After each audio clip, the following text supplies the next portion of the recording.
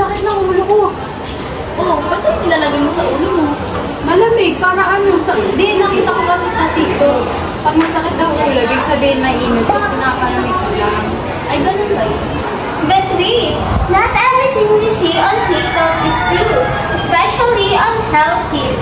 Hi dear brain cells, I am Ash and I am here to tell you the importance of information literacy.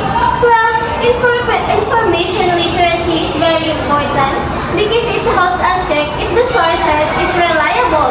Well, based on the scenario, we see that the friends shared wrong information about the ice being the cure for headache. Well, ice might help in some cases, but it is not the cure for all headaches. It is better to look up information from reliable health websites or to look up or to seek professional help to gain better information before doing anything.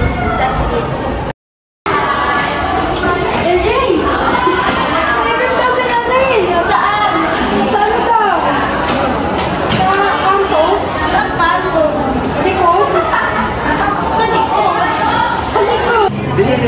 Sa kanyang likod sa kanto.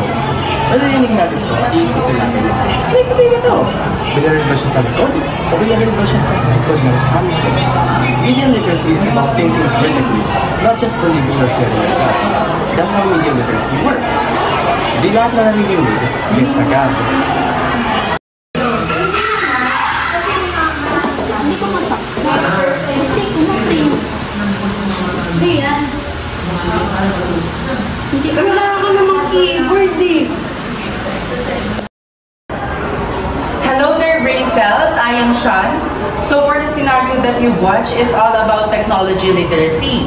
So it is a ability to understand, effectively use, and access technology. So for the video that you watch is, we can see that the person is having a miscommunication or misunderstanding about the proper use of a computer or a technology. So for that solution is, we need to search, understand, and read some books that is all about technology to be wise and knowledgeable about technology literacy. Join us